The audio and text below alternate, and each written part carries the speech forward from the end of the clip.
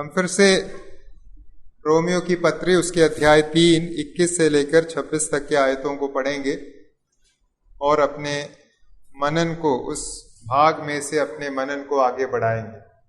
Romeo अध्याय number 3, 21 से लेकर 26 इस प्रकार से लिखा है,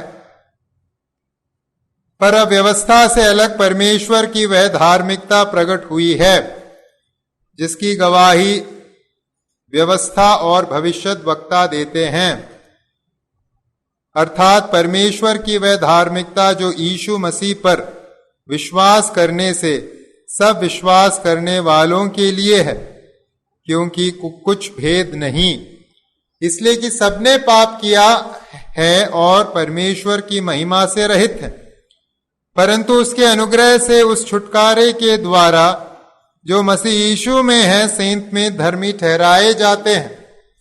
उसे परमेश्वर ने उसके लहू के कारण एक ऐसा प्रायश्चित ठहराया जो विश्वास करने से कार्यकारी होता है, कि जो पाप पहले किए गए और जिन पर परमेश्वर ने अपनी सहनशीलता के कारण ध्यान नहीं दिया, उनके विषय में वह अपनी धार्मिकता प्रकट करे, वरन इसी समय उसकी धार्मिकता प्रकट हो कि जिससे वह आप ही धर्मी ठहरे और जो यीशु पर विश्वास करे उसका भी धर्मी ठहराने वाला हो। प्रभु इस वचन के द्वारा हम सबसे बातें करें, प्रभु के नाम की महिमा हो। तो इस भाग में से हम पिछले 2 सप्ताह से सुसमाचार के अलग अलग पहलुओं के बारे में सीख रहे थे। सुसमाचार की विशेषताएं या विशिष्टताएं, सुसमाचार के अलग अलग सुंदर पहलू। पहली बात हमने सीखी, सुसमाचार परमेश्वर के अनुग्रह को प्रस्तुत करता है।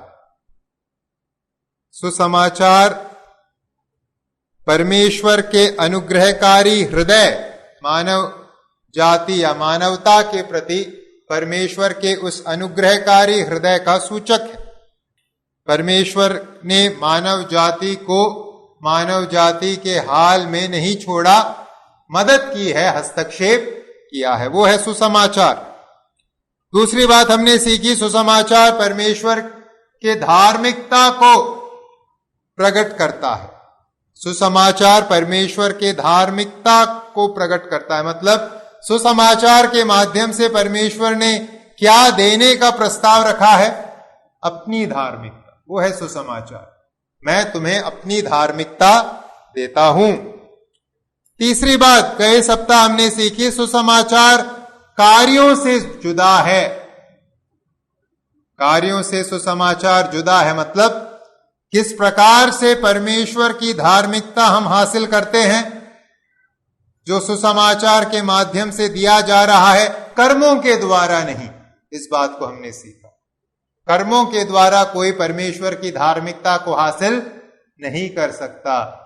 सुसमाचार या हमारे विश्वास की विशेषता हमने सीखी, हमारा विश्वास एक पक्षीय है, मतलब उद्धार के लिए जो कुछ कार्य है परमेश्वर ने किया है, हमें सब दान के रूप में प्राप्त हुआ है, हमने उसके लिए कुछ कार्य कर्म नहीं किए।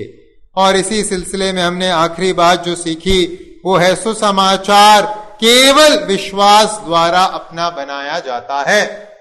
सुसमाचार केवल विश्वास द्वारा अपना बनाया जाता है। और ये किस प्रकार का विश्वास है? ऐसा एक विश्वास जिसमें न केवल समझ है कि यीशु कौन है और यीशु ने क्या किया है, और यह एक ऐसा विश्वास है जिसमें न केवल समझ के साथ एक स्वीकार्यता है कि हां मैं मानता हूं यीशु कौन है और यीशु ने क्या किया है, परंतु उसके साथ साथ क्या है? समर्पण। प्रभु आप कौन हो, आपने क्या किया है, मुझे समझ है, मुझे ज्ञान है, मैं अंगीकार करता हूं और मैं अपने आप को आपके हवाले सौंपता हूं। विश्वास ये है, हम अपने आप को, अपने भार को, अपने वजन को प्रभु यीशु को दे दें और प्रभु और केवल प्रभु पर अपने आश्रय को रखें। यह है विश्वास जो सुसमाचार, जिसके माध्यम से हम सुसमाचार को अपना बनाते हैं। आइए अब हम आगे बढ़ते हैं और सुसमाचार के और विशेषताओं को देखते हैं। अगली जो विशेषता हम सुसमाचार के संबंध में पाते हैं इन आयतों में, वो है सुसमाचार सबके लिए है। सुसमाचार सबके लिए है, या सुसमाचार की सार्वलौकिकता। सार्वलौकिकता से तात्पर्य है इस संसार के सभी लोगों के लिए सुसमाचार है। जब हम 22वें आयत के दूसरे भाग को पढ़ते हैं और 23वें आयत को पढ़ते हैं, हम पौलुस द्वारा इस बात को प्रस्तुत किए जाने के विषय में देख सकते हैं। 22 के दूसरे भाग में लिखा है, जो यीशु मसीह पर विश्वास करने से सब विश्वास करने वालों के लिए है। सब, क्योंकि कुछ भेद नहीं। 23, इसलिए कि सब ने पाप किया है और परमेश्वर की महिमा से रहित है। इससे पहले हमने क्या देखा 22वें आयत के पहले भाग में, कि कैसे हम सुसमाचार को अपना बना सकते हैं, या सुसमाचार के द्वारा जो ऑफर, जो प्रस्ताव, अपनी धार्मिकता को देने का प्रस्ताव प्रभु देते हैं, उसे कैसे अपना बनाया जाता है। इसको हमने इससे पहले सीखा विश्वास के द्वारा। अब 22 के दूसरे भाग और 23 आयत में पौलुस लिखते हैं, ये ऑफर किस किस के लिए है, किस किस के लिए ये ऑफर मान्य है, लागू है। कौन कौन सुसमाचार को विश्वास के द्वारा अपना बना सकता है, इस बात का उत्तर यहां पौलुस हमें देते हैं। कई बार हमें मालूम है, ये जब भी ऑफर मिलता है, ऑफर के साथ एक स्टार लगा होता है, शर्तें लागू होती। हम किसी ऑफर को देखकर दुकान में जाते हैं और हम कुछ चीज उठा लेते हैं। काउंटर में, बिलिंग काउंटर में पहुंचते समय बिलिंग काउंटर वाला कहता है, इस वस्तु में ऑफर मान्य नहीं है। हमने ऑफर देके खरीदारी की और जब पैसा देने गए तो कोई ऑफर उस पसंद आए वस्तु में नहीं, क्योंकि कंडीशंस अप्लाइड, या फिर क्या है, शर्तें लागू हैं। उस शर्त के अनुसार ये चीज ऑफर के अंतर्गत नहीं है। अब परमेश्वर ने सुसमाचार के माध्यम से अपने धार्मिकता को देने का ऑफर किया है, विश्वास करके उस ऑफर को अपनाने का प्रस्ताव रखा है सुसमाचार के माध्यम से। अब किस किस के लिए है ये ऑफर? क्या कोई कंडीशंस अप्लाइड है? क्या कोई शर्तें लागू हैं कि किसी विशेष वर्ग के लिए, किसी विशेष जाति के लिए, या किसी विशेष समूह के लिए है केवल ये सुसमाचार? यहां पौलुस क्या लिखते हैं 22 में, सब विश्वास करने वालों के लिए है। यह ऑफर किसके लिए है? सब विश्वास करने वालों के लिए। सुसमाचार के माध्यम से प्रभु ने, परमेश्वर ने अपने धार्मिकता को सबके लिए उपलब्ध बनाया है। सबके लिए प्रभु ने यह धार्मिकता का प्रस्ताव रखा है, और सभी के लिए, चाहे कितना छोटा पापी हो, कितना बड़ा पापी हो, यह ऑफर पर्याप्त है। यानी ऐसा कोई पापी नहीं है जिसके लिए यह ऑफर उपलब्ध नहीं है। ऐसा कोई पापी नहीं है जिसको यह ऑफर दिया नहीं जा रहा, और ऐसा भी कोई पापी नहीं है जिसके पापों से बचने के लिए यह ऑफर काफी नहीं है। ये सबके लिए उपलब्ध है, सबको दिया जा रहा है, और हर एक के लिए ये काफी है। चाहे कितना पहुंचा हुआ पापी हो या कितना अच्छा पापी हो समाज के दृष्टि में, ये काफी है। जैसे हमने इससे पहले के बिंदु में सीखा, ये सही है, इस ऑफर को अपनाने के लिए हमें विश्वास करना होगा। ऑफर दिया है, इससे हर कोई उद्धार नहीं पाता, विश्वास करने से ही उद्धार पाता है। लेकिन विश्वास करने का ऑफर, विश्वास करके उद्धार पाने का ऑफर किस किस के लिए है? सबके लिए। कोई भी, चाहे वो किसी भी सामाजिक स्थिति का क्यों ना हो, किसी भी धार्मिक अवस्था का क्यों ना हो, किसी भी आर्थिक अवस्था का क्यों ना हो, किसी भी देश का क्यों ना हो, किसी भी जाति का क्यों ना हो, किसी भी भाषा का क्यों ना हो, उसके शरीर का रंग चाहे कुछ भी क्यों ना हो, कोई भी विभेदक नहीं लागू होते। हर किसी के लिए अगर कोई मनुष्य है उसको यह ऑफर दिया गया है, सुसमाचार पर विश्वास करो और परमेश्वर की धार्मिकता को पाओ। हर एक विश्वास करने वाले को, चाहे वो किसी भी बैकग्राउंड का क्यों ना हो, प्रभु यीशु अपने धार्मिकता को, परमेश्वर अपने धार्मिकता को देने के लिए तैयार है। परमेश्वर किसी प्रकार का भेदभाव नहीं दर्शाते, परमेश्वर किसी प्रकार का पक्षपात नहीं दर्शाते। जब परमेश्वर ने अपने उद्धार के या सुसमाचार के प्रस्ताव को, ऑफर को दिया, बिना किसी भेदभाव के, बिना किसी पक्षपात के दिया है। प्रेरितों के काम 10 के 34 और 35 में पत्रस क्या कहते हैं? प्रेरितों के काम 10 का 34 और 35, तब पत्रस ने कहा, अब मुझे निश्चय हुआ कि परमेश्वर किसी का पक्ष नहीं करता। परमेश्वर किसी का पक्ष नहीं करता। यह संदर्भ के कौन सा है? कुरनेलियुस के घर में पत्रस गए हैं। कुरनेलियुस कौन है? पहला गैर यहूदी जो सुसमाचार को ग्रहण करके, विश्वास करके उद्धार पाता है। कुरनेलियुस के घर में जाके जब परमेश्वर के उद्धार के कार्य को, जो अन्य जातियों के मध्य प्रभु ने किया, जब पत्रस ने देखा, पत्रस इस बात को कहते हैं कि परमेश्वर किसी का पक्ष नहीं करता। क्या यहूदी, क्या अन्य जाति या गैर यहूदी, क्या पढ़ा लिखा, क्या अनपढ़, क्या अमीर, क्या गरीब, क्या गांव वाला, क्या शहर वाला, हर किसी, कोई भी जो प्रभु यीशु मसीह के पास टूटे हुए मन के साथ, पश्चाताप के हृदय के साथ आता है और विश्वास के साथ अपने आप को प्रभु के हवाले सौंप देता है, प्रभु को अपने उद्धारकर्ता, मालिक के रूप में ग्रहण करता है, हर एक ऐसे व्यक्ति को प्रभु उद्धार देने के लिए तैयार है, अपनी धार्मिकता को देने के लिए तैयार है। कोई पक्षपात नहीं, कोई भेदभाव नहीं, परमेश्वर का ऑफर हर किसी के लिए। स्मरण कीजिए, प्रभु यीशु मसीह ने जब इस संसार को छोड़ने से पहले चेलों को महान योग सौंपा, उस महान योग के अंतर्गत, अंतिम आज्ञा के अंतर्गत प्रभु ने क्या कहा? प्रभु के उस आज्ञा में हम सुसमाचार किस किस के लिए है, इसके पहलू में क्या पाते हैं? सुसमाचार किस किस के लिए है? प्रभु ने क्या आज्ञा दी? मत्ती 28 का 18 और 19, मत्ती 28 का 18 और 19। यीशु ने उनके पास आकर कहा, स्वर्ग और पृथ्वी का सारा अधिकार मुझे दिया गया है, इसलिए तुम जाओ, सब जातियों के लोगों को चेला बनाओ, सब जातियों के लोगों को। जो बात पौलुस कह रहे हैं, वो पौलुस क्यों कह रहे हैं? क्योंकि प्रभु ने यही बात कही है।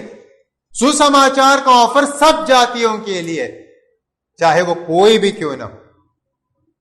प्रकाशित वाक्य, बाइबल के आखिरी पुस्तक प्रकाशित वाक्य को जब हम पढ़ते हैं, वहां हम किस प्रकार के नजारे को देखते हैं?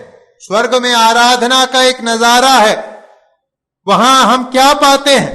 प्रकाशित वाक्य 7 का 9, सुसमाचार के सार्वलौकिकता के बारे में या यूनिवर्सैलिटी के बारे में हम वहां क्या पाते हैं? कौन कौन है वहां खड़े? प्रकाशित वाक्य 7 का 9, वहां इस प्रकार से लिखा है, प्रकाशित वाक्य 7 का 9, इसके बाद मैंने दृष्टि की और देखो, हर एक जाति, देखिए वहां ध्यान से देखिए अपने बाइबल में, हर एक जाति और कुल और लोग और भाषा में से एक ऐसी बड़ी भीड़ जिसे कोई गिन नहीं सकता था, श्वेत वस्त्र पहने और अपने हाथों में खजूर की डालियां लिए हुए सिंहासन के सामने और मेमने के सामने खड़ी है। परमेश्वर की आराधना का एक सुंदर दृश्य। कौन कौन कर रहा है आराधना? हर एक जाति, हर एक मतलब एक भी जाति उससे बाहर नहीं है। हर एक जाति, हर एक कुल, हर एक लोग, हर एक भाषा में से एक बड़ी भीड़ स्वर्ग में प्रभु की आराधना कर रही है। क्यों? ये क्यों संभव हुआ? क्योंकि सुसमाचार का ऑफर किसके लिए दिया गया है? हर एक के लिए दिया गया है।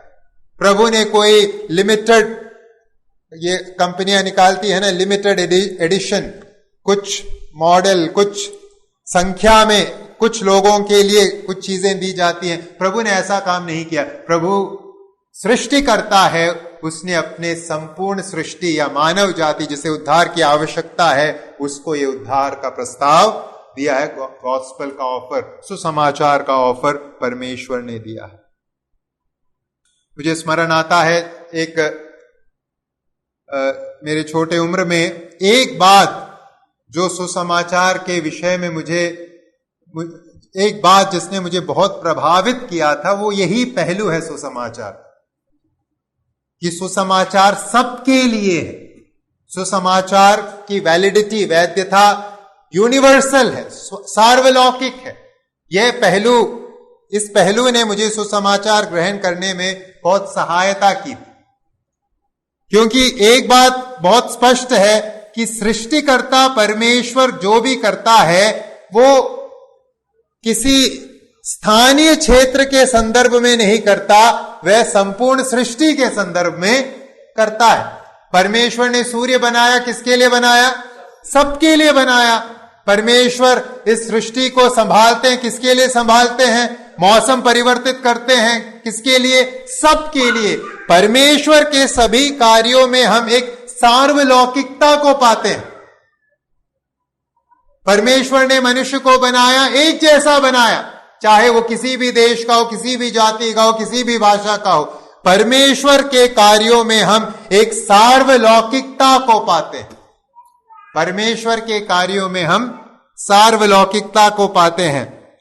लेकिन जब हम इस संसार द्वारा दिए गए भक्ति मार्गों को परखते हैं, इस संसार द्वारा बताए जाने वाले उद्धार के मार्गों को परखते हैं, उसमें हम क्या पाते हैं?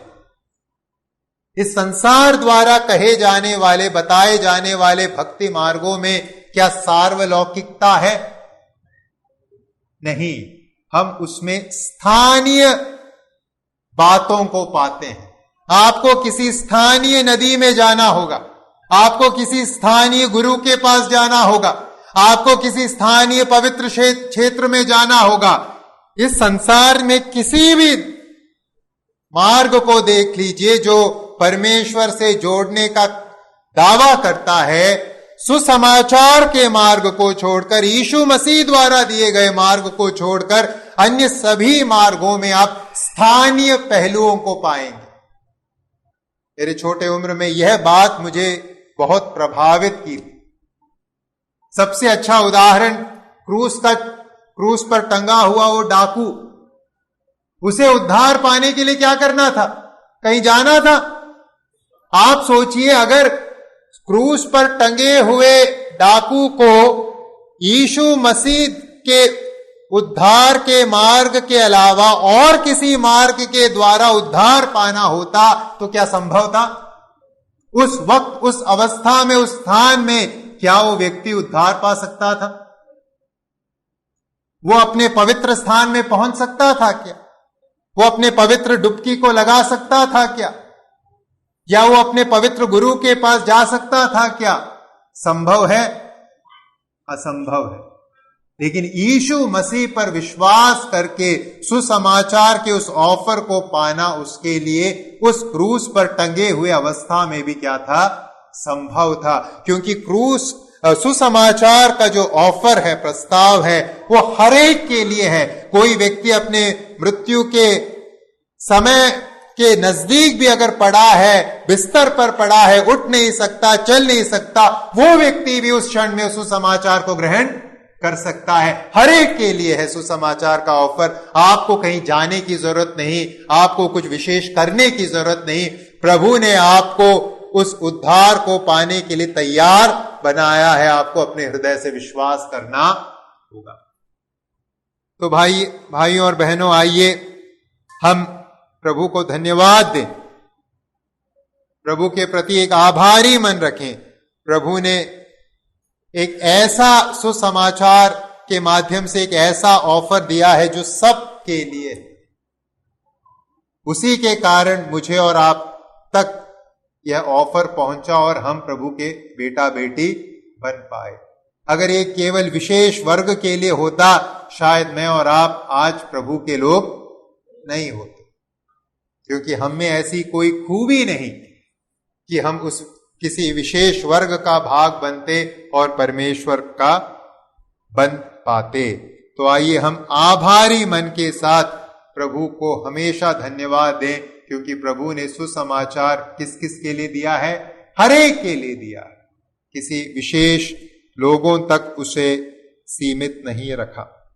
अब 23वें आयत में पौलुस लिखते हैं, पौलुस हमें बता रहे हैं एक कारण क्यों सुसमाचार बिना किसी भेद के परमेश्वर ने सबके लिए रखा है। 23वें आयत में पौलुस हमें एक कारण बताते हैं क्यों सुसमाचार बिना किसी भेद के परमेश्वर ने हरेक के लिए रखा है। क्या है कारण? क्या है कारण? 23 में उत्तर हम पढ़ते हैं, इसलिए कि सबने पाप किया है और परमेश्वर की महिमा से रहित। क्या है कारण जिसके चलते सुसमाचार का ऑफर परमेश्वर ने हरेक मनुष्य को दिया है? कारण है हरेक मनुष्य को इसकी जरूरत है, क्योंकि हरेक ने, सबने पाप किया है और परमेश्वर की महिमा से रहित।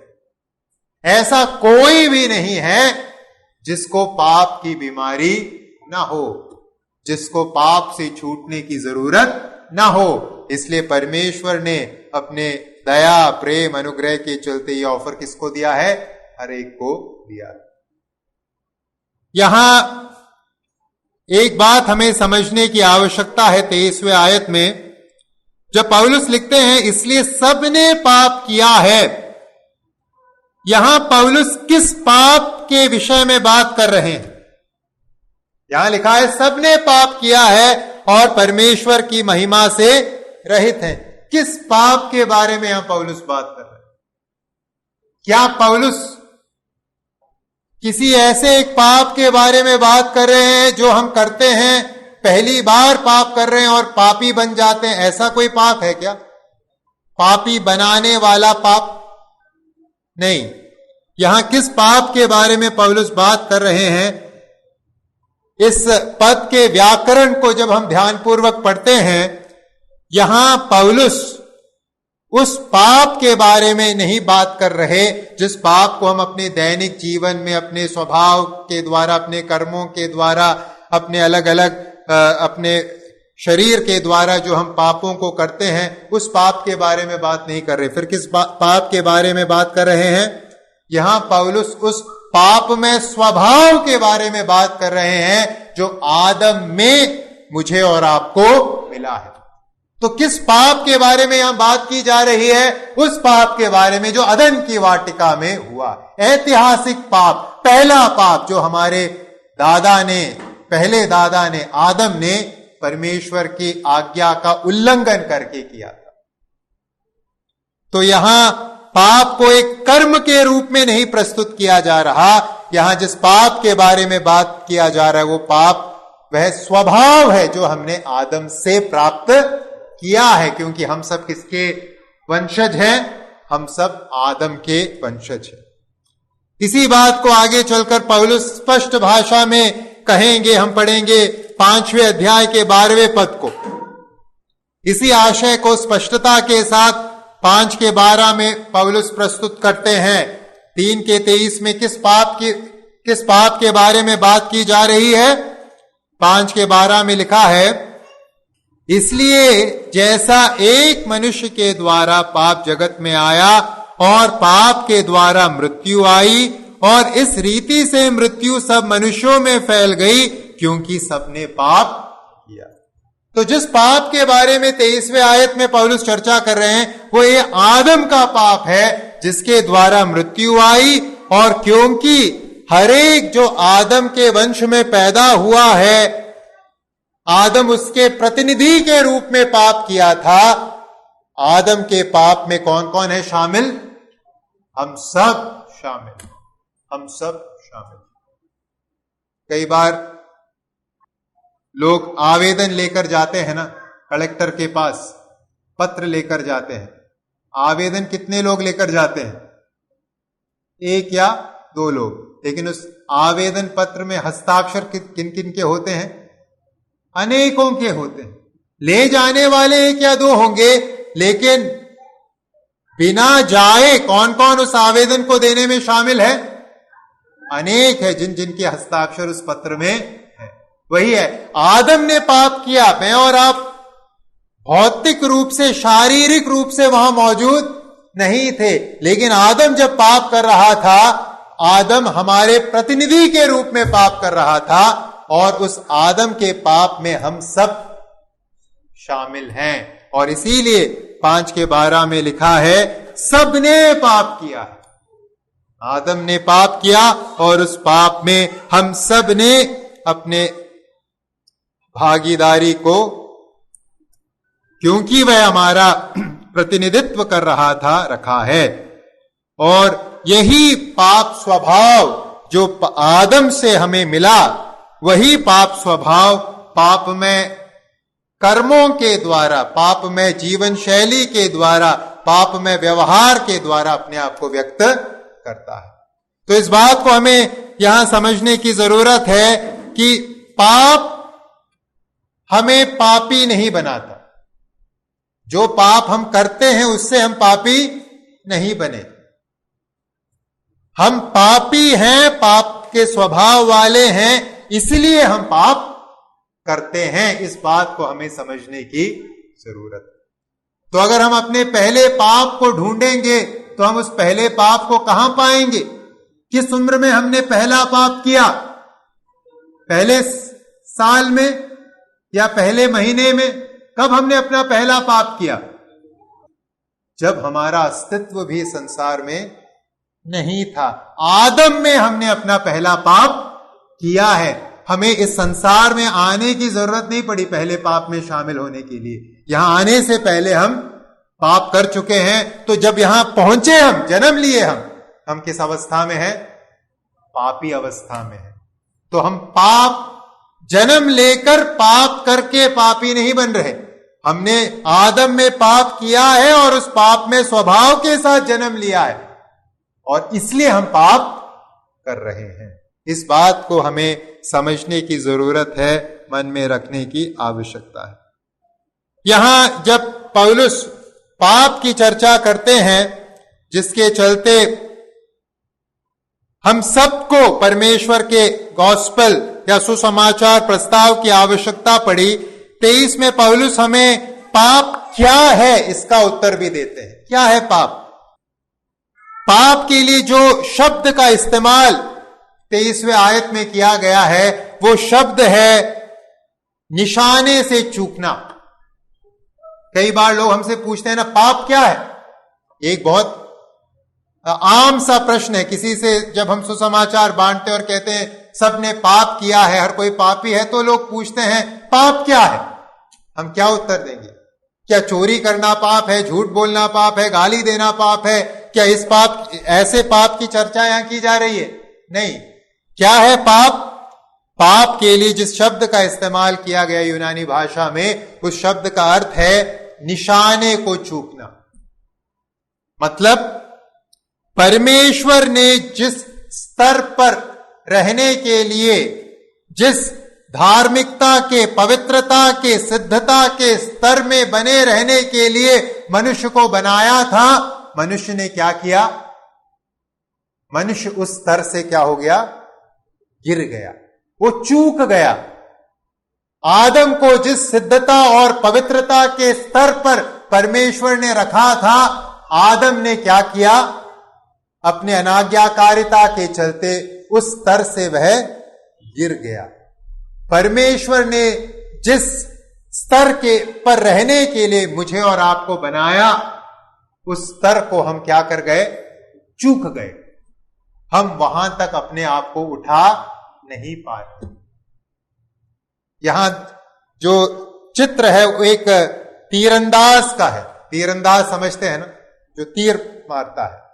तीरंदाज निशाने पर निशाना साध रहा है, लेकिन तीर कहां गया? निशाने को चूक कर और कहीं चला गया। परमेश्वर ने हमें जिस स्तर पर रहने के लिए बनाया, सृजा, हम उस स्तर को चूक गए। यह है पाप। परमेश्वर के द्वारा रखे गए स्तर को चूक जाना है पाप। अब किस हद तक हम स्तर को चूके? हर किसी के जीवन में अलग अलग स्तर है। कोई ज्यादा परमेश्वर से दूर है, कोई कम परमेश्वर से दूर है। कहने के लिए ऐसा कह सकते हैं, लेकिन कोई भी परमेश्वर के समीप नहीं है, क्योंकि किसी ने भी परमेश्वर के उस स्तर को हासिल नहीं किया।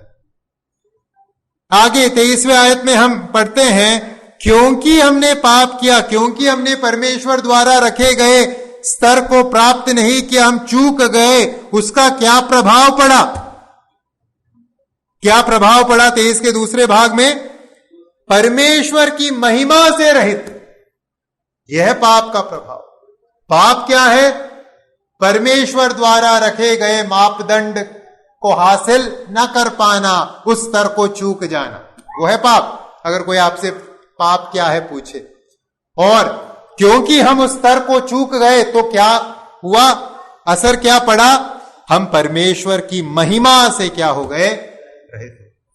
क्या है यहां परमेश्वर की महिमा से तात्पर्य? परमेश्वर की महिमा से तात्पर्य परमेश्वर जिस महिमा में निवास करते हैं वो नहीं है। परमेश्वर की महिमा से तात्पर्य स्वर्ग की महिमा भी नहीं है। फिर महिमा, परमेश्वर की महिमा से क्या है तात्पर्य? परमेश्वर ने जब मनुष्य को बनाया, एक अच्छे अभिप्राय के साथ बनाया। परमेश्वर ने जब मनुष्य को सृजा, मनुष्य के बारे में परमेश्वर की राय कैसी थी? अच्छी थी। परमेश्वर के लिए मनुष्य स्वीकार योग्य था। याद है आपको, परमेश्वर ने मनुष्य को किस दिन बनाया? 6वें दिन बनाया। लेकिन उससे पहले 5 दिन सृष्टि हुई, और 5 दिन सृष्टि हुई, और सृष्टि होने के बाद परमेश्वर ने क्या कहा? सब कुछ कैसा है? अच्छा है। लेकिन मनुष्य को जो परमेश्वर ने बनाया 6वें दिन, परमेश्वर ने क्या कहा? सब कुछ कैसा है? सब कुछ केवल अच्छा है कहा? नहीं, सब कुछ बहुत अच्छा है कहा। परमेश्वर ने मनुष्य को मान्यता दी थी। परमेश्वर के नजरों में मनुष्य स्वीकार योग्य था। परमेश्वर का राय मनुष्य के प्रति अच्छा था। लेकिन जब यह है महिमा जिससे मनुष्य रहित हो गया, मतलब जब मनुष्य ने पाप किया, जब परमेश्वर के उस स्तर से मनुष्य चूक गया आदम में, तो क्या हुआ? परमेश्वर की स्वीकार्यता, परमेश्वर की वह अच्छी मान्यता हमने क्या कर दी? खो दी, और परमेश्वर से दूर हो गए। अब पाप की अवस्था में, निशाने को चूक गए अवस्था में, हम परमेश्वर की के स्वीकार्यता में नहीं है। परमेश्वर हमें स्वीकार नहीं कर सकता इस अवस्था में। हमने व्यवस्था के कामों को किया, हमने काफी प्रयत्न किया, कई सारे अपने प्रयत्नों के द्वारा सीढ़ियां लगाई और परमेश्वर के उस स्तर को हासिल करने की कोशिश की, लेकिन हम क्या हुए? फेल हुए। हम परमेश्वर के उस मान्यता को प्राप्त नहीं कर पाए, उस गुड ओपिनियन को, भले राय को, अभिप्राय को अपने कोशिशों से प्राप्त नहीं कर पाए। यह है इस महिमा से तात्पर्य। परमेश्वर ने मनुष्य को स्वीकार योग्य अवस्था में बनाया, मनुष्य ने पाप किया और उस स्वीकार्यता को, उस परमेश्वर के भले अभिप्राय को मनुष्य ने क्या कर दिया? बिगाड़ दिया। इस प्रकार से बिगाड़ दिया कि वह अब स्वयं उसे सुलझा नहीं सकता। स्वयं उसे बदल नहीं सकता। ये पाप की एक विशेषता है भाई और बहनों, जिसे हमें स्मरण रखने की जरूरत है। पाप करने की छूट हमें है, लेकिन पाप के परिणाम को बदलने की ताकत हमें नहीं है। इस बात को हमेशा याद रखिएगा। पाप कर सकते हैं, लेकिन पाप के परिणाम से मुक्त नहीं हो सकते। लाख कोशिश कर लीजिए, हमारे हाथों में नहीं है वो मुक्ति। ऐसे एक अवस्था में जब हम पड़े हुए थे, हमने पाप किया, परमेश्वर के स्वीकार्यता को खो दिया, परमेश्वर के उस स्तर से हम गिर गए, लाख कोशिशों के बावजूद अपने आप को उस स्तर तक उठा नहीं पा रहे थे। ऐसे एक अवस्था में परमेश्वर ने क्या किया? सुसमाचार के इस प्रस्ताव को संपूर्ण मानव जाति के लिए दे दिया कि हर एक विश्वास करने वाला उस खोए हुए परमेश्वर के अच्छे अभिप्राय को दोबारा यीशु मसीह में प्राप्त करके परमेश्वर के सम्मुख स्वीकार योग्य बन जाए। यह है सुसमाचार। तो आइए हम प्रभु का धन्यवाद कहें कि हम जो असहाय थे, हम अपनी सहायता नहीं कर पा रहे थे, उस स्तर तक अपने आप को नहीं उठा पा रहे थे, ऐसे एक अवस्था में परमेश्वर ने सुसमाचार के माध्यम से अपने धार्मिकता का प्रस्ताव रखकर हमें अपने समीप आने का मौका दिया है। क्या हम सब ने इस मौके का लाभ उठाया है? यह है सवाल। अब अगले बिंदु में जाने से पहले इन बातों की समझ प्राप्त करके हमें क्या करना चाहिए। हमने सीखा सुसमाचार सबके लिए, परमेश्वर कोई भेदभाव नहीं करते, परमेश्वर कोई पक्षपात नहीं करते, अन्य कोई मार्ग नहीं है। मनुष्य के हर एक मार्ग से उस खोए हुए स्तर को मनुष्य प्राप्त नहीं कर सकता, परमेश्वर के अच्छे अभिप्राय को मनुष्य प्राप्त नहीं कर सकता। केवल सुसमाचार के माध्यम से ही परमेश्वर से हम अब जुड़ सकते हैं और कोई मार्ग नहीं है। ये समझने के बाद मुझे और आपको अब करना क्या चाहिए? क्या करें? हमें कितना अधिक भार होना चाहिए इस सुसमाचार को अपने चारों तरफ खोए हुए लोगों तक पहुंचाने के लिए। कितनी अधिक तत्परता मुझ में और आप में होनी चाहिए इस सुसमाचार को लोगों तक पहुंचाने। कितनी अधिक तीव्र इच्छा हमारे अंदर होनी चाहिए कि ये सुसमाचार सबके लिए है और मुझे हर एक को यह सुनाने की जरूरत। ये किसी विशेष वर्ग या किसी धर्म तक सीमित नहीं है, ये सबके लिए, हर एक पापी के लिए। पौलुस को यह बात समझ आई थी, इसीलिए हम पौलुस के जीवन में ऐसे एक तत्परता को, ऐसे एक तीव्र इच्छा को पाते। पहला कुरिन्थियों 9:16 में पौलुस क्या कहते हैं सुसमाचार के बारे में? पहला कुरिन्थियों 9:16, यदि मैं सुसमाचार सुनाऊं तो मेरे लिए कुछ घमंड की बात नहीं, क्योंकि यह तो मेरे लिए अवश्य है। यदि मैं सुसमाचार न सुनाऊं तो मुझ पर हाय। पौलुस ऐसा क्यों कह रहे हैं कि यदि मैं सुसमाचार न सुनाऊं तो मुझ पर हाय? क्योंकि ये सुसमाचार सबके लिए, पौलुस को मालूम है, सबके लिए मालूम होने के बावजूद अगर मैं सबको न दूं तो मुझ पर हाय। या फिर रोमियो की ही पत्री पहला अध्याय, वहां पौलुस अपने बारे में क्या कह रहे हैं? पहला अध्याय उसका 14 और 16 पद, रोमियो पहला अध्याय 14 और 16, मैं यूनानी और अन्य भाषियों का और बुद्धिमानों और निर्बुद्धियों का कर्जदार हूं। क्योंकि सुसमाचार सबके लिए है, पौलुस को इस बात का एहसास है। पौलुस अपने आप को कैसे देखते हैं? एक कर्जदार के रूप में देखते हैं। मुझे प्रभु ने सुसमाचार बांटने की जिम्मेदारी दी है, सुसमाचार दिया है, सुसमाचार सबके लिए है, चाहे निर्बुद्धि हो, बुद्धिमान हो, अन्य भाषी हो, यूनानी हो, तो मैं सबके प्रति कर्जदार हूं। मैं बिना सुसमाचार सुनाए रह नहीं सकता।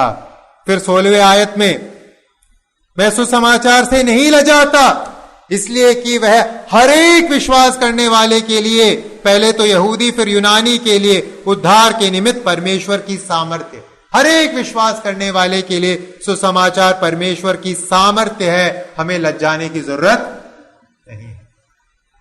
तो भाई और बहनों, क्योंकि सुसमाचार सबके लिए है, हर एक विश्वास करने वाले के लिए, चाहे किसी भी जाति का, धर्म का, भाषा का, देश का, किसी भी बैकग्राउंड का क्यों ना हो, सुसमाचार क्योंकि सबके लिए है। आइए मैं और आप क्या करें, पौलुस द्वारा दर्शाए इस तीव्र इच्छा के जैसे एक इच्छा हमारे अंदर भी हो। हम भी अपने आप को कर्जदार समझें।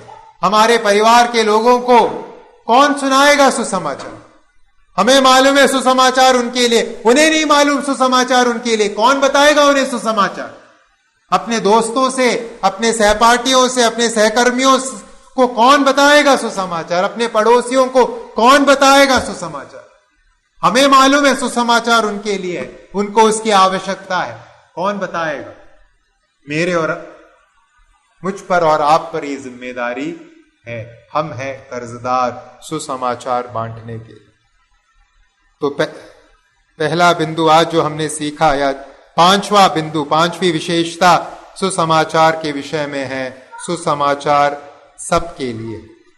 छठवीं बिंदु, सुसमाचार के विशेषता से जुड़ी छठवीं बात, या आज के सत्र में दूसरी बात।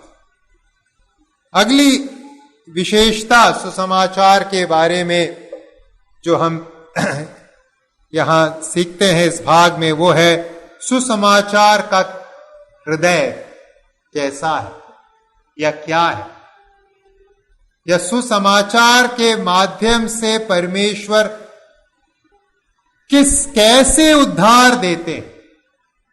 इस बात को अब 24वें आयत में पौलुस हमारे सम्मुख रखते हैं। सुसमाचार का हृदय क्या है? सुसमाचार मतलब सुसमाचार के माध्यम से ये उद्धार आता कैसे है, परमेश्वर कर क्या रहे हैं, इस बात को अब सुसमाचार के हृदय के अंतर्गत पौलुस 24वें आयत में हमें बता रहे हैं।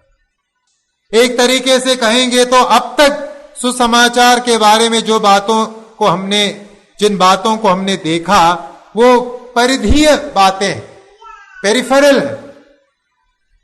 अगर एक बड़ा खाने का उदाहरण लेंगे तो साइड डिशेस, संग परोसे जाने वाली चीजें अब तक हमने देखी, लेकिन अब पौलुस मुख्य भोजन की तरफ आ रहे हैं। सुसमाचार के द्वारा ये उद्धार संभव कैसे हो रहा है, परमेश्वर कर क्या रहे हैं, इस बात को अब पौलुस हमारे सामने रख रहे हैं। 24वें पद में, 24वें पद में क्या लिखा है?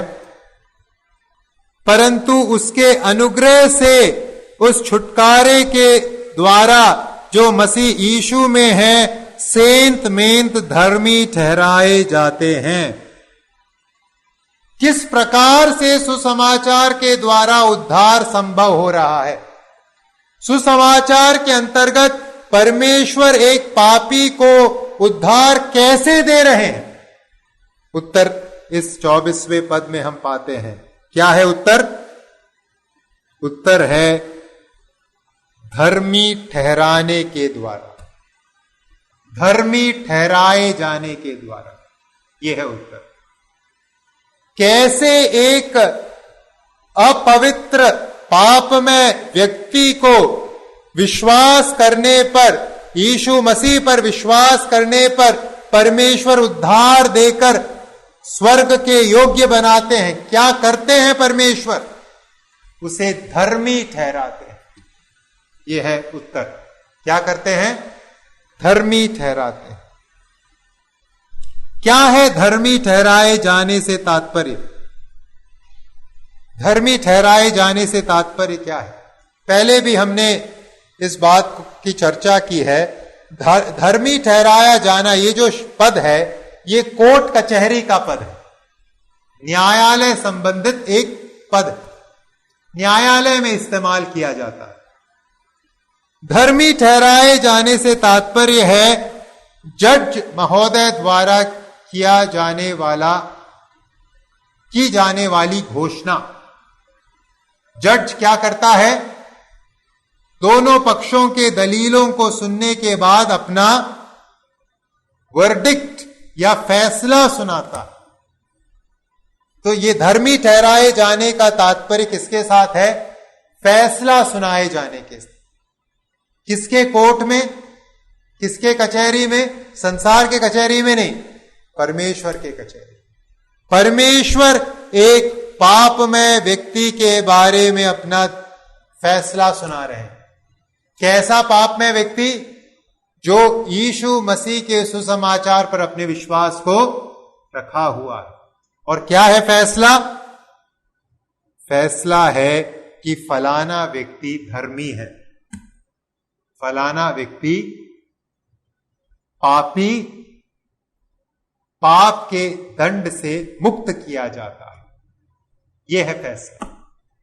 हम पापी के रूप में विश्वास के साथ जब परमेश्वर की अदालत में खड़े होते हैं, फैसला क्या है?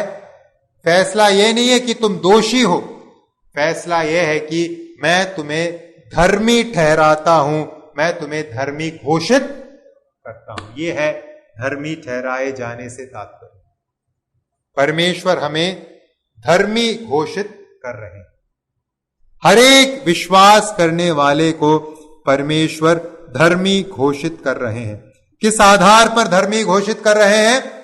यीशु मसीह द्वारा क्रूस पर किए गए उस बलिदान के आधार पर धर्मी घोषित कर रहे हैं। इस धार्मिकता में होता क्या है? धर्मी घोषित करने में क्या होता है? परमेश्वर अपनी धार्मिकता को या यीशु मसीह के उस सिद्ध धार्मिकता को हर एक विश्वास करने वाले के अकाउंट में जोड़ देता है। जब परमेश्वर के पास आते हैं हम पाप में अवस्था में, हमारे खाते में क्या है? क्या है हमारे पास? हमारे पास क्या है? प्रभु के उस निमंत्रण में प्रभु ने क्या कहा? कौन मेरे पास आए? हे थके और बोझ से दबे हुए लोग। किसका बोझ है हमारे ऊपर? पाप का बोझ है। जब परमेश्वर के पास एक पापी आता है, किस अवस्था में आता है? क्या लेकर आता है? पाप के साथ आता है, पाप के बोझ के साथ आता है। लेकिन जब वह यीशु मसीह द्वारा किए गए कार्य पर विश्वास करता है, सुसमाचार पर विश्वास करता है, परमेश्वर क्या करते हैं? उसके ऊपर से उस पाप के बोझ को हटाकर अपनी धार्मिकता, स्वयं के धार्मिकता को उसे दे देते। पापी अवस्था में वो आया था, पाप के साथ वो यीशु के पास आया था, विश्वास में आया था, लेकिन अब परमेश्वर ने उसे धर्मी घोषित कर दिया है। मतलब उसके पाप के पिटारे को उससे हटा दिया है और अपनी धार्मिकता को उसे दे दिया है। अब उसके ऊपर पाप का भार नहीं है, अब उसके पास क्या है? परमेश्वर की धार्मिकता। यह है उद्धार, या उद्धार के अंतर्गत किया जाने वाला कार्य। तो इस बात को हमें समझने की जरूरत है। धर्मी ठहराए जाने के इस प्रक्रिया में ये दो बातें होती हैं। पहली बात, परमेश्वर हमारे पाप के पिटारे को हमसे क्या कर रहे हैं? अलग कर रहे हैं, दूर कर रहे हैं। प्रेरितों के काम 13 का 39, प्रेरितों के काम 13 का 39, और जिन बातों में तुम मूसा की व्यवस्था के द्वारा निर्दोष नहीं ठहर सकते थे, उन्हीं सब में हर एक विश्वास करने वाला उसके द्वारा निर्दोष ठहरता है। हम पाप के पिटारे के साथ जा रहे हैं परमेश्वर के पास, लेकिन प्रभु हमें दोषी नहीं ठहरा रहे हैं। प्रभु क्या ठहरा रहे हैं? हमें निर्दोष ठहरा रहे हैं। यानी हमारे दोष को हमसे क्या कर रहे हैं? अलग कर रहे हैं। रोमियो 4 के 6 और 7 में भी हम यही पढ़ते हैं। रोमियो 4 का 6 और 7 अगला ही अध्याय, जिसे परमेश्वर बिना कर्मों के धर्मी ठहराता है, उसे दाऊद भी धन्य कहता है। धन्य है वे जिनके अधर्म क्षमा हुए और जिनके पाप ढांपे गए। जिनके पाप ढांपे गए मतलब जिनके पाप उनसे क्या कर दिए गए हैं? दूर कर दिए गए। यह है धर्मी ठहराए जाने का पहला पहलू। हमारे पाप हमसे क्या कर दिए गए हैं? दूर कर दिए गए हैं। और दूसरा पहलू क्या है? न केवल परमेश्वर ने हमारे पाप हमसे दूर किए, उसके साथ साथ परमेश्वर ने हमें अपनी धार्मिकता दे दी। पाप के बोझ को हमसे हटाकर अपनी धार्मिकता रूपी वरदान को, गिफ्ट को हमें दे दिया। रोमियो 4:3। पवित्र शास्त्र क्या कहता है? यह कि अब्राहम ने परमेश्वर पर विश्वास किया और यह उसके लिए धार्मिकता गिना गया। धार्मिकता गिना गया मतलब उसके खाते में धार्मिकता परमेश्वर ने जोड़ दी। किसकी धार्मिकता? खुद की नहीं, अब्राहम की नहीं, किसकी? फिर परमेश्वर की धार्मिकता। या दूसरा कोरिन्थियों 5:21, दूसरा कोरिन्थियों 5:21, जो पाप से अज्ञात था उसी को उसने हमारे लिए पाप ठहराया कि उसमें होकर परमेश्वर की धार्मिकता बन जाएं। दूसरा कोरिन्थियों 5:21, हम क्या बन जाएं? दूसरा कोरिन्थियों 5:21, परमेश्वर की धार्मिकता बन जाएं। परमेश्वर की धार्मिकता। तो पाप को परमेश्वर ने ढांप दिया, पाप के बोझ को हमसे दूर कर दिया और अपनी धार्मिकता हमें दे दी। ये है धर्मी ठहराए जाने, इससे तात्पर्य। कई बार हम सोचते हैं उद्धार में केवल पाप क्षमा है। केवल पाप क्षमा उद्धार नहीं है। पाप क्षमा उद्धार का एक पहलू है। उद्धार में पाप क्षमा भी है और उसके साथ साथ परमेश्वर के धार्मिकता को प्राप्त करना है। परमेश्वर हमें निर्दोष घोषित करते हैं और परमेश्वर हमें धर्मी घोषित करते हैं। केवल निर्दोष नहीं है लेकिन ये धर्मी भी है। ये घोषणा है, वह मार्ग जिसके, वह कार्य जो परमेश्वर उद्धार के अंतर्गत कर रहे हैं। जब हम सुसमाचार के इस हृदय को समझते हैं कि परमेश्वर हम जैसे पापियों के पाप को हमसे दूर करके हमें धर्मी घोषित कर रहे हैं, हम इस बात को देखते हैं कि क्यों सुसमाचार, बेहतर देखते हैं कि क्यों सुसमाचार केवल और केवल परमेश्वर के नाम की महिमा करता है। क्यों? जैसे 24 में हम पढ़ते हैं, ये सब परमेश्वर किस प्रकार से कर रहे हैं? हमारे पापों को हमसे दूर कर रहे हैं और हमें धर्मी घोषित कर रहे हैं। कैसे? सेंत मेंत, अनुग्रह के अनुसार। सेंत मेंत का मतलब क्या है? फ्री, मुफ्त में। अनुग्रह के अनुसार मतलब हमारी काबिलियत न होने के बावजूद परमेश्वर ने जो हमें उद्धार दिया है, भाइयों और बहनों, जो ये घोषणा की है कि तुम अब धर्मी हो हर एक विश्वास करने वाले के विषय में, वह मुफ्त में किया है। क्योंकि हम परमेश्वर द्वारा मांग रखी गई धार्मिकता स्वयं हासिल नहीं कर सकते, हम लोग नहीं उसे अफोर्ड कर सकते। यशाया 74:6 हम सब ने पहले पढ़ा है। वहां क्या पढ़ते हैं? मनुष्य के बारे में, मनुष्य के अच्छे कर्मों के बारे में हम क्या पढ़ते हैं? यशाया 74:6, हम तो सबके सब अशुद्ध मनुष्य कैसे हैं और हमारे धर्म के काम सबके सब मैले चिथड़ों के समान है। हमने जो धर्म के कामों, अच्छे कामों से कोशिश की कि परमेश्वर की धार्मिकता को पाएं, स्वीकृति को पाएं, वो धर्म के कार्य मैले चित्रों के समान थे। हमारे पास वो क्षमता नहीं थी, हम अफोर्ड नहीं कर सकते थे, हमारे क्षमता के बाहर थी परमेश्वर के धार्मिकता को पाना। ऐसे एक अवस्था में परमेश्वर ने फ्रीली, मुफ्त में अपनी धार्मिकता हमें दी है, गिफ्ट के रूप। और क्यों परमेश्वर ने यह धार्मिकता हमें दी गिफ्ट में? क्या है कारण?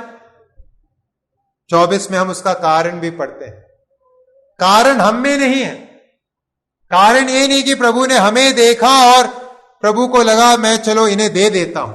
हम में कोई कारण नहीं है जिसके चलते परमेश्वर की धार्मिकता हमने पाई गिफ्ट के रूप में, वरदान के रूप में। फिर कारण कहां है? 24 में लिखा है, परंतु उसके अनुग्रह से, परमेश्वर में है वो कारण, परमेश्वर का अनुग्रह है वो कारण, जिसके चलते मुफ्त में सेंत में परमेश्वर ने मुझे और आपको धर्मी घोषित किया है। हम में कोई कारण नहीं है। स्मरण कीजिए, गए सप्ताह हमने सुसमाचार के बारे में क्या सीखा। सुसमाचार क्या नहीं है? सहक्रियात्मक नहीं है, हम उसमें कुछ नहीं कर रहे, एक पक्षीय है, सब कुछ परमेश्वर की ओर से है। ये जो सेंत में धर्मी ठहराए जाने का कार्य प्रभु ने किया है, उसकी वजह भी हम में नहीं है, प्रभु में ही है, क्योंकि प्रभु अनुग्रहकारी है। प्रभु का अनुग्रह हमें उद्धार रूपी वरदान देता है। कितना अद्भुत है परमेश्वर का कार्य भाइयों और बहनों, कितना अद्भुत है परमेश्वर का प्रेम, जिसने हम जैसे पापियों पर अपने अनुग्रह को प्रकट किया और हमें बचाया। अब अंत में परमेश्वर ने सुसमाचार के अंतर्गत हमें धर्मी घोषित करने का कार्य किया है, यह हमने सीखा भी।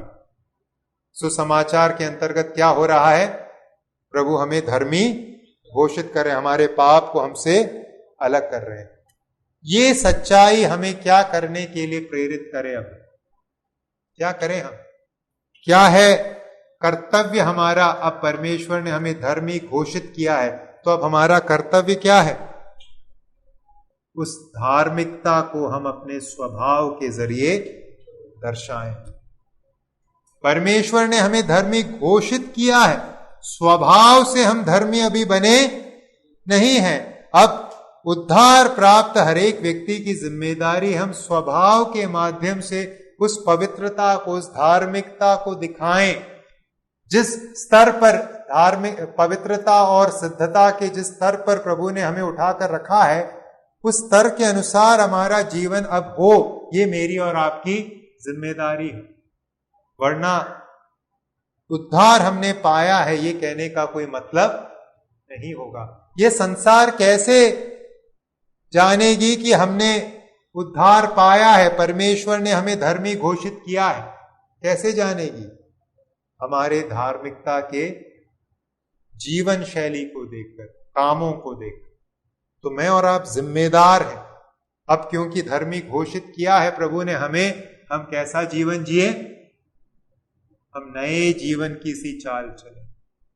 पुरानी बातें बीत गई, देखो सब बातें नहीं हो गई। अब पाप के पिटारे को प्रभु ने हमसे दूर किया है। हमें भी हर एक पाप में आदतों को, पाप में स्वभाव को अपने आप से दूर करके उस पवित्रता के राह पर आगे बढ़ना है। ये है जिम्मेदारी।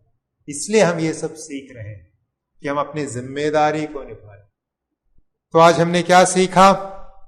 हमने सुसमाचार के दो और पहलुओं को देखा। सुसमाचार किस किस के लिए है? सबके लिए।